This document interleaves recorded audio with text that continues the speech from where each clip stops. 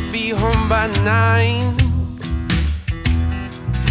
Hell, I tell her that most of the time.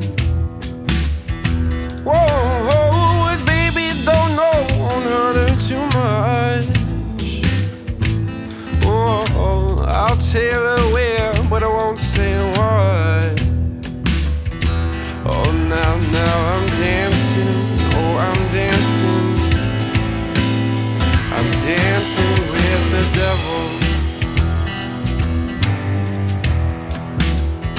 Oh, now I'm dancing, oh, I'm dancing. I'm dancing with the devil. Oh, pour me a whiskey. Oh. Hey guys, welcome back to Otter Creek in Rio Grande. This video is going to be my attempt to build a pit for the turntable. So the plans call for a 1/4 inch chunk of plywood, a 1/2 inch chunk of plywood right here, and then a 5/8 piece of plywood. Now this 1/2 inch piece of plywood, you've got a 9 inch circle cut in it, and in the 5 inch plywood, you've got a 10 inch circle cut in it. And then your plywood base here is supposed to be a 1 foot square. Now, I could not find 5/8 plywood anywhere without special ordering a whole sheet. And for the life of me, I just couldn't bring myself to order like either a whole sheet or I didn't even ask about a 1/2 a sheet of 5/8 plywood just for, 12 inch square chunk of it. So what I did do was get this sheet of 3mm Baltic birch that I'm hoping I can laminate onto a 1/2 inch chunk of plywood and get close to my total 5/8 inch thickness that I need for the top here. And when it all comes down to it, I know there's going to be a lot of fiddling with how the top of the table comes out here. And I think that some of that can be adjusted here as well, either by shimming this up or possibly even milling out a little bit or taking some off of the bottom of the pivot post there. So let's get started.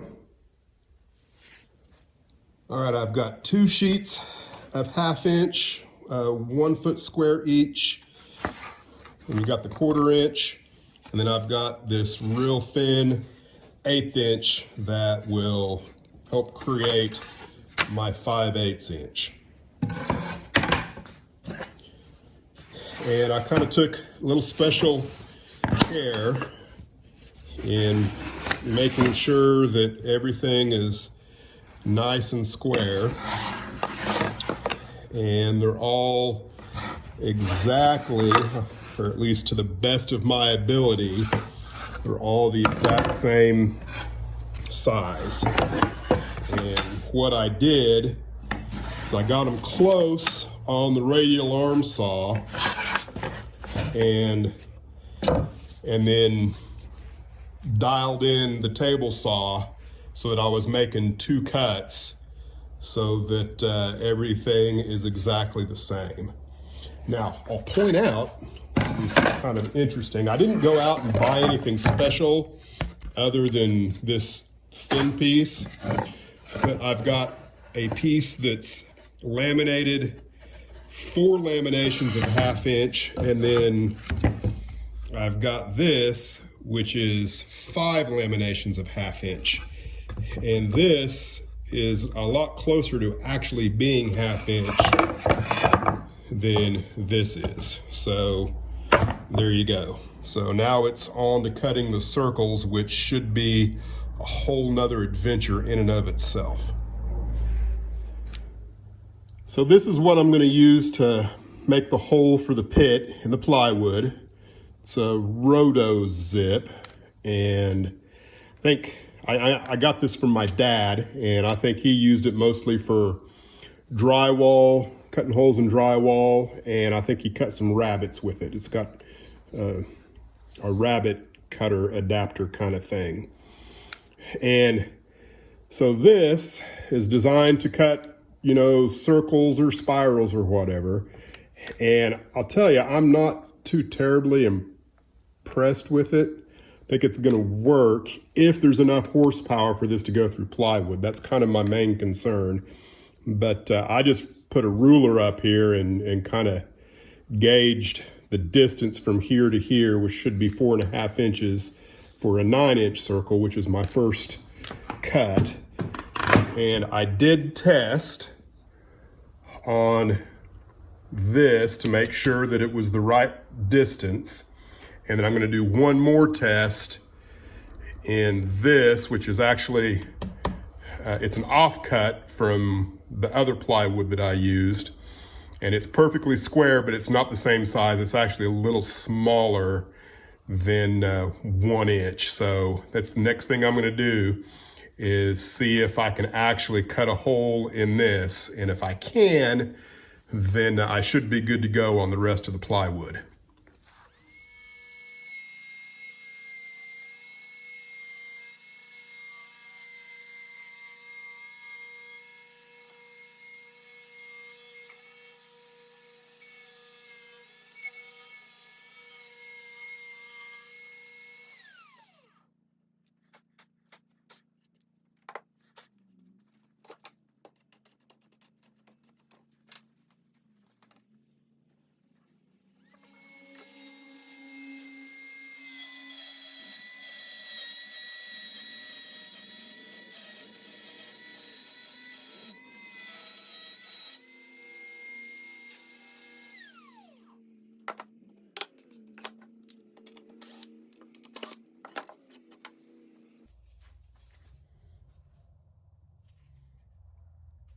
I think it's gonna work. I've got the 5/8 inch piece of plywood gluing up there, and I'm gonna let it dry overnight, and then I will cut the circle out of it tomorrow morning. And here are the efforts with the 1/2 inch plywood. Got the circle cut out of it, and then the 1/4 inch, of course, is the bottom of the pit. And so far, everything looks pretty good. I'm not glued in yet, so there's a little bit of warpage that hopefully will come out once I get it all glued together. But it looks like it's supposed to, because this is the ledge of the pit that the railroad ties go on for the one rail that the little wheel in here rides on top of. So we'll see what transpires tomorrow morning. It's late and I'm ready to eat. So, you know, what's crucial about this is that all of your 12 inches by 12 inches are the same size. And, you know, to recap, I cut them long on my radial arm saw. I got them as close to square as I absolutely could. And then got my table saw set up to where it was exactly, and just for the sake of record, this is not actually 12 inches. Mine ended up being 11 7/8 because of an oops that happened due to negligence on my part, but it doesn't really matter. But if your table saw is set up right, you can make 2 cuts, and then you should have all of your pieces be the exact same size. Then what I did is I stacked them on top of each other, made sure that they were as close to perfectly aligned as I could with them. And then on that top piece, I drew an X across the top there that would make a good center point, and then drilled through all of them at the same time with, I think I used, you know, the shaft here is an 1/8 inch shaft, so the next size bigger than the 1/8 inch shaft. I can't remember what that is. And then that should make all of your circle cutting exactly the same. And so there you go. It really wasn't too difficult to do. It's just a matter of patience and having a little bit of woodworking knowledge and skill. I'm not saying I have any of that, but just with patience and tenacity, you can do this, and it turned out pretty good. So, and you have a little bit of room that you can wiggle back and forth on this top piece here to make sure everything is the same distance. And I'm gonna say I'm within a 32nd of an inch on any part of the circle here. So I'm ready to glue it up. And then the next step is they say to put in plaster from here up, and they provide a template that I guess kind of matches the relief of this. And I don't know that I'll do that. I'm gonna think about that. I'm sure won't use plaster. I would use Sculptamold, I think, if I do it. I'm just gonna have to think about that for a minute before I do. Now, another thing that I did is once you get these sized up and you're ready to drill your hole after you've made your cross to find the center, I went ahead and marked, so just one corner. So you got a 4 there, the 3 goes on top of the 4, and then there's a 2 here, and the 1 goes on top of the 2. So if there is any, little differences in your alignment, your drill hole going through them should remain the same, so you know how to put them back together to get your original alignment for your drill hole. So whether or not that's needed or not, I don't know, but I'm happy with the way that it's all turned out.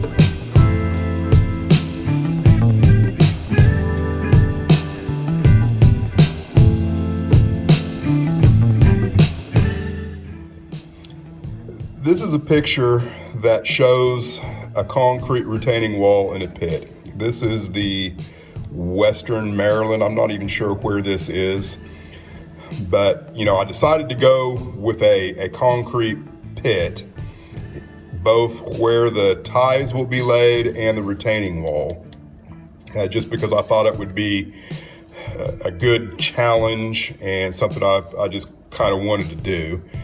And also the pit in the Durango and Silverton is also a concrete lined pit like this. So I knew I was gonna have good examples to look at.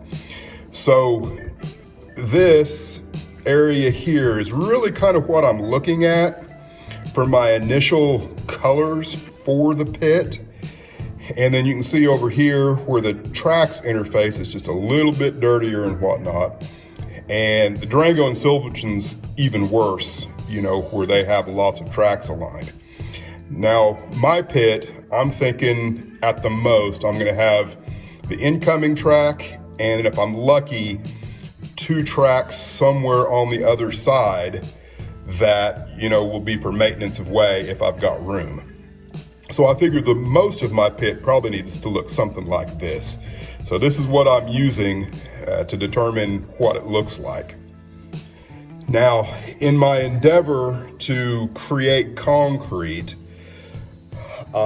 you just saw that I went in with this contour putty, and oops, the bottle is still open. Dummy. Could have been a disaster. And this Mr. Cement, you know, Mr. Hobby's plastic cement. And that's what I ended up with, is something that looks a lot like this. Now, I also tried the Golden's fiber paste, and it worked. I just felt like it didn't want to adhere to the styrene quite as good as this did, because this actually melts the plastic a little bit. And, you know, this is a trick that if you watch armor modelers, they do to create texture on the armor plates of their tanks. And I thought that would work really good for concrete. I think that it would have turned out better if I would have had the Tamiya or the Tamiya, potato, if I'd have had that putty instead of this Testors. I think it would have worked out a little bit better, but nonetheless, I'm happy with the way that it turned out. We're just gonna have to see what it looks like after I paint it. So here is the result of my first efforts. And, you know, for the record, guys, I tried to film this, and, you know, it just, with the overhead camera, it's really too close, and you couldn't see anything, you know, because it was, you know, looking straight down, and there just really wasn't anything there. Unfortunately, I can't really hang the camera anywhere to my left because I don't have any way of doing it at the moment. I don't have, you know, like a movable arm or anything that can really do that, and there's no room for the tripod. And I did, you know, do some filming from the right-hand side, but I'm right-handed, so like everything I was doing just, it didn't show up. And so I apologize, but so really all this process is, and, you know, go watch Boomer, because he just did a fantastic tutorial on concrete. And, you know, all you do is you wet down what it is you're wanting to look like, and then you dab in a little bit of pigment on top of your water, and then it runs down like it would in nature.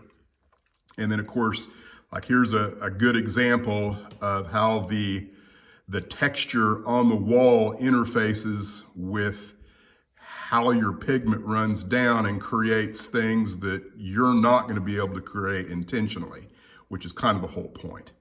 So I'm real happy with the way this looks right now. Now, eventually, once I know exactly where my tracks interface on the pit, I will go back in with some grimier colors and kind of complete it. But I don't want to get too far ahead of myself because I don't know exactly where this is going to interface on the actual plywood, so I don't want to get too far forward to that. But as of right now, it's looking kind of exactly how I wanted it to.